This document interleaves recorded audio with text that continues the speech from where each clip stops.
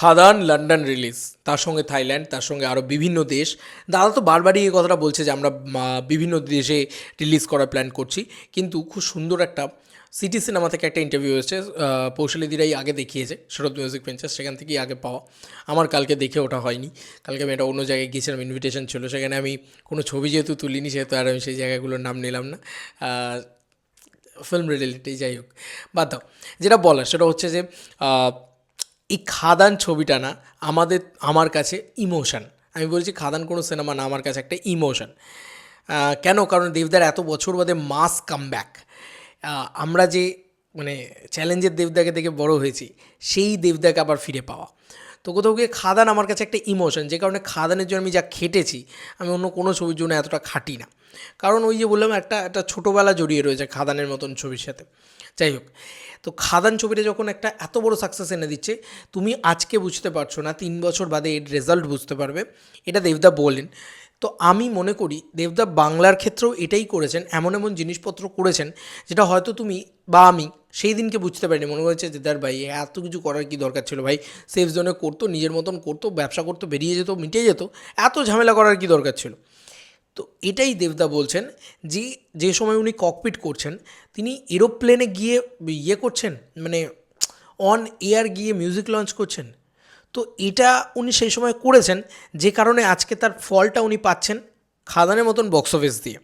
আবার খাদানের ছবি দিয়ে উনি কী করলেন, দুবাইতে গিয়ে প্রিমিয়ার করলেন। এছাড়াও উনি থাইল্যান্ডটা যাবেন, এটা উনি বলছেন। কোনটায় কত শো সেটা উনি জানেন না।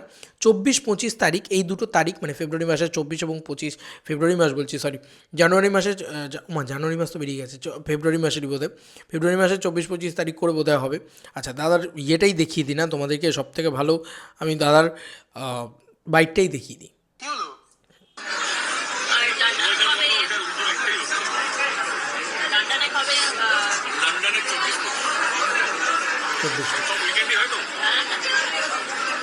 ওখানে কটা শো টাইম আছে, মানে শো টাইমে এটা পুরো রানিং ডিপার্টমেন্ট। আমি যদি শো টাইম নিয়ে ঢুকি তাহলে আমি কাজ করি।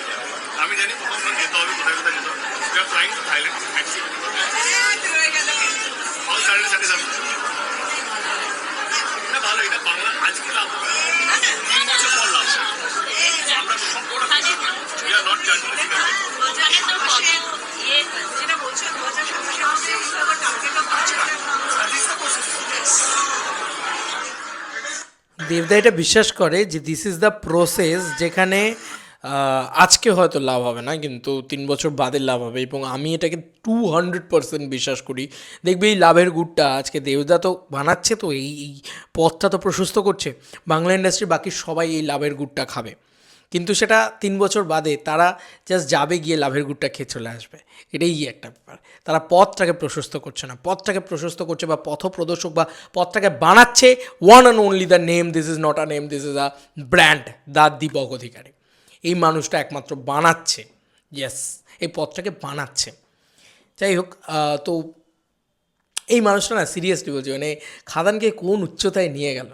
তো দাদা নিজে থাইল্যান্ড যাবে, এটা শুনলে দাদার মুখে, যে দাদা বলছে যে আমি সব জায়গায় তো যে গিয়ে উঠতে পারবো না। এটা আমি আরও একটা ইন্টারভিউতেও দেখলাম যে দাদা বলছে সব জায়গায় আমি গিয়ে উঠতে পারবো না, কিন্তু লন্ডনে রিলিজ হতে চলেছে 24 এবং 25 তারিখ, এই টাইম পিরিয়ডটাতে। তো 24-25 তারিখ ফেব্রুয়ারি মাসেই সম্ভবত, কারণ এই মাসে আর হবে না, বোঝাই যাচ্ছে এই মাসে 24-25 তারিখ বেরিয়ে গেছে।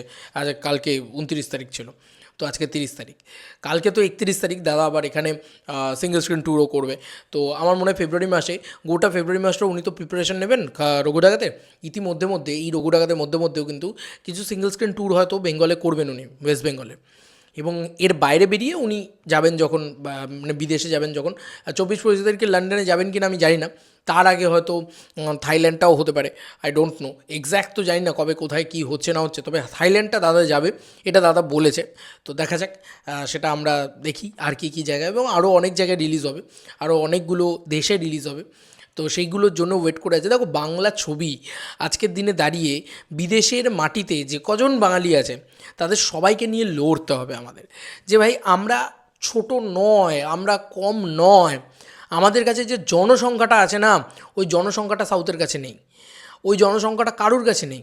তো তো আমরা কোনো ছোটোখাটো রিজনাল ইন্ডাস্ট্রি নয়, এটা আগে আমাদের প্রমাণ করতে হবে যে ভাই আমরা যে বাজেটটা দেবো, মানে আমরা যে বক্স অফিসটা দেবো সেটা ভয়ঙ্কর হতে পারে। 20 কোটি টাকার বক্স অফিস কালেকশন কেউ মানে ভাবতে পেরেছিল বাংলা ইন্ডাস্ট্রি থেকে? আবার বাংলা ইন্ডাস্ট্রি জেগে উঠেছে, এবং এরই মধ্যে দাঁড়িয়ে খাদানের মতন ছবি যদি 20 কোটি টাকার ব্যবসা করতে পারে, তাহলে ক্যান ইউ ইমাজিন যে এই ছবিটা যখন ওটিটিতে আসবে, বাকি সমস্ত জায়গায় ছড়িয়ে যাবে, সব কিছু হয়ে যাবে, তারপরে যখন স্যাটেলাইটে আসবে সেখান থেকে একটা হিউজ টিআরপি জেনারেট করবে, সব কিছু।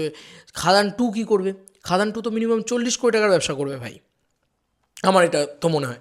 এবং খাদান 2 কিন্তু হবে, হ্যাঁ, এটা নিয়ে কোনো সন্দেহ নেই যে খাদান 2 হবে না, এটা ভেবো না কিন্তু কেউ। খাদান 2 কনফার্ম হবে এবং খুব শীঘ্রই খাদান 2 আসবে, এইটা তোমাদেরকে কনফার্মলি বলছি। যাই হোক, সেটা পরবর্তী কোনো ভিডিওতে না হয় বলবো। খাদান 2 নিয়ে আলাদা করে কোনো ভিডিও বানালে সেখানে আরও কিছু কথা বলবো না হয়, কিন্তু বিষয়টা হচ্ছে খাদান 2 কিন্তু কনফার্ম হবে। আচ্ছা, এবার সবথেকে বড় বিষয়, সবথেকে বড় যে জিনিসটা, এই যে খাদানের মারফত দেবদাই যে কথাটা বলছে, খাদানের মারফত দেবদাই যেটা করছেন, গোটা পৃথিবী জুড়ে ঘুরছেন, এই গোটা পৃথিবীর রেজাল্টটা কিন্তু তোমরা হাতে নাতে পাবে 3-4 বছর বাদে, মিলিয়ে নিও আমার কথা। আর এটাই প্রসেস। আজকে যখন রঘু ডাকাত আসবে, কেউ বলতে পারে না কিন্তু রঘু ডাকাত 30 কোটি টাকার ব্যবসা করে নিতেই পারে, কেউ বলতে পারে না, অবাক করে দিতে পারে না। তবে একটা ম্যাসিভ 10 CR প্লাস কালেকশন তো রঘু ডাকাত করবেই, এটা আমার কোথাও গিয়ে গাট ফিলিং বলে, বিশ্বাস বলে। সেকেন্ডারিলি যেটা বড় বিষয় আর কি রঘু ডাকাতের পরে, যখন খাদান 2 আসবে, যখন প্রজাপতি আসবে, খাদান 2 কিন্তু 40 কোটি টাকার ব্যবসা করতে পারে। কবে? 2026-এর ক্রিসমাস আর 2027-এর ক্রিসমাস, সেটা যদি চাঁদের পাত্রী চলে আসে, তাহলে কি হবে? একবার ভেবে দেখেছো? 2027-এর ক্রিসমাসে যদি চাঁদের পাত্রী চলে আসে, আবার 50-55 কোটি টাকা আবার আমরা টেনে নিতে পারবো।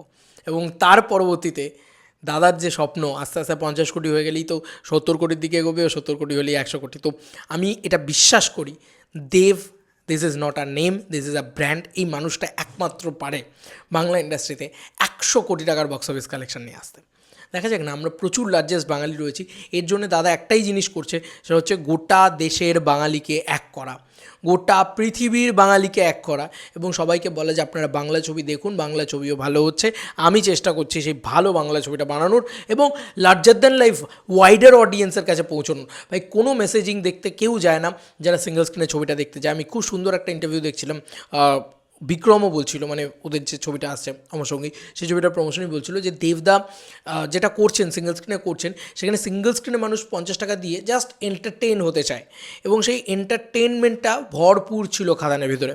তো সেটা এখনও খাদান ওই জন্য ভালো ব্যবসা করছে।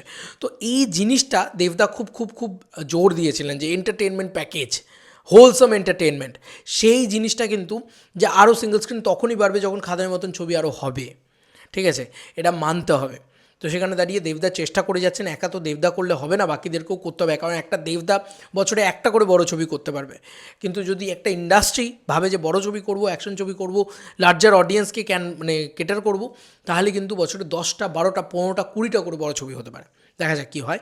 বক্স অফিস তো আসছে, অডিয়েন্স তো আছে, ভালো ছবি বানালে অডিয়েন্স আছে, এটা তো কিন্তু প্রমাণিত, চোখের সামনে দেখতে পাচ্ছি আমরা।